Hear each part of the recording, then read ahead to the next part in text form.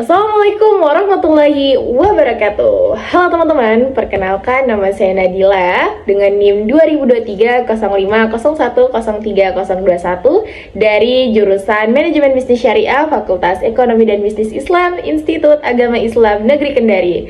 Nah teman-teman, pada kesempatan kali ini saya akan sedikit memaparkan terkait rangkuman yang telah saya rangkum dari hasil diskusi teman-teman saya dari kelompok 7 hingga kelompok 14. Nah, rangkuman ini berdasarkan dari mata kuliah akuntansi biaya.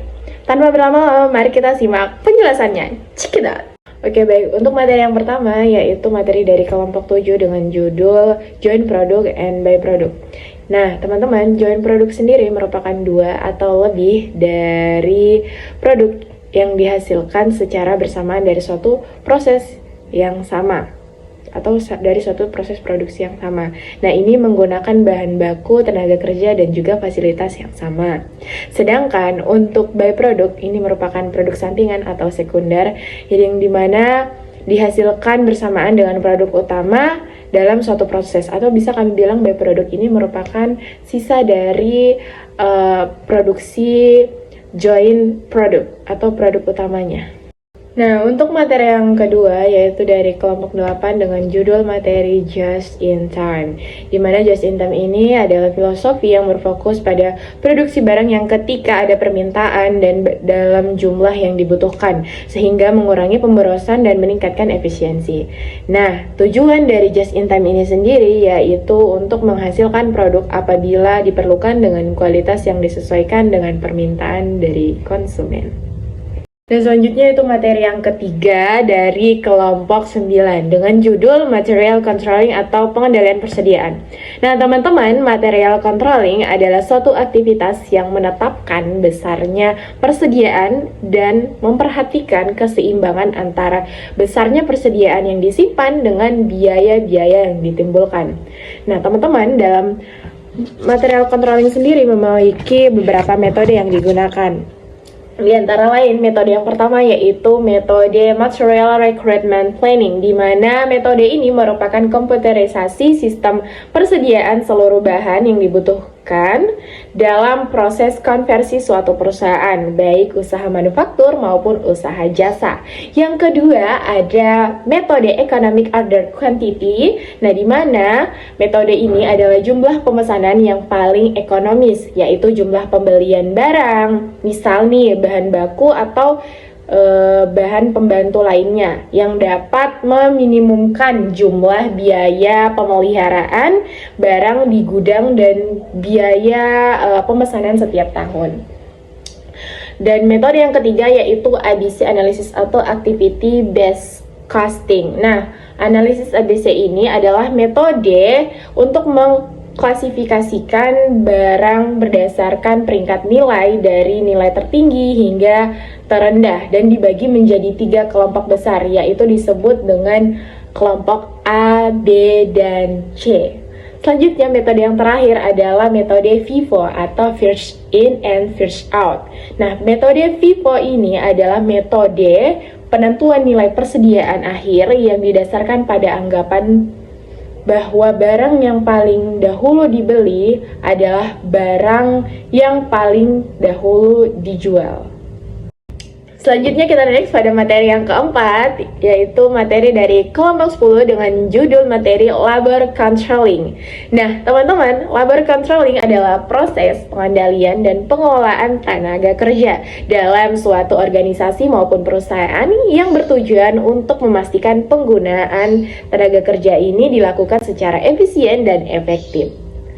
Adapun cakupan dari labor controlling tersebut yaitu mencakup pemantauan dan pengaturan biaya tenaga kerja, produktivitas tenaga kerja, serta evaluasi kinerja tenaga kerja agar sesuai dengan tujuan organisasi ataupun perusahaan.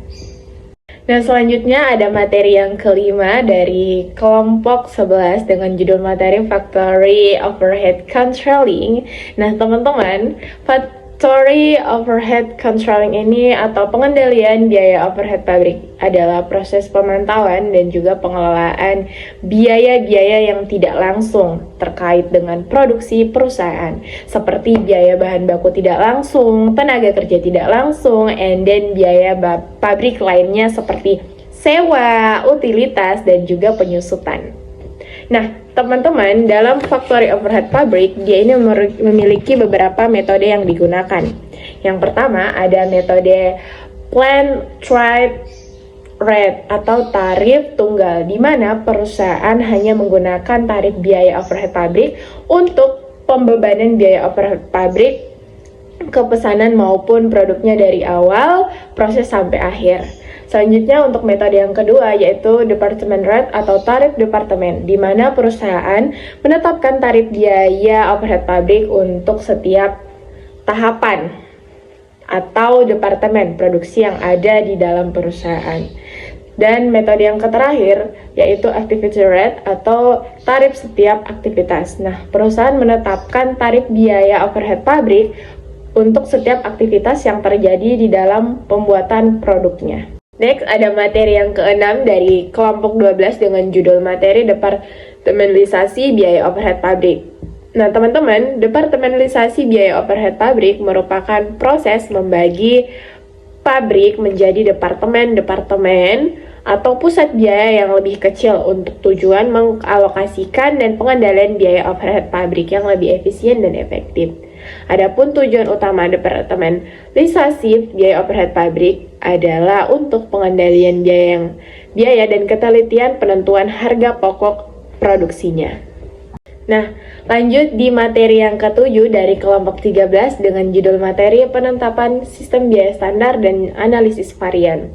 Nah, penetapan sistem biaya standar merupakan suatu metode akuntansi biaya yang menetapkan biaya yang telah ditentukan sebelumnya atau standar untuk berbagai elemen biaya produksi seperti bahan baku, tenaga kerja, dan juga overhead pabrik.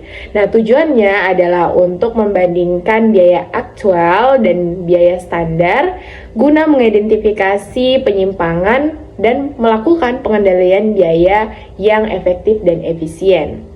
Nah, lanjut pada analisis varian. Nah, analisis varian ini adalah metode statistik yang digunakan untuk membandingkan rata-rata dari dua kelompok atau perlakuannya.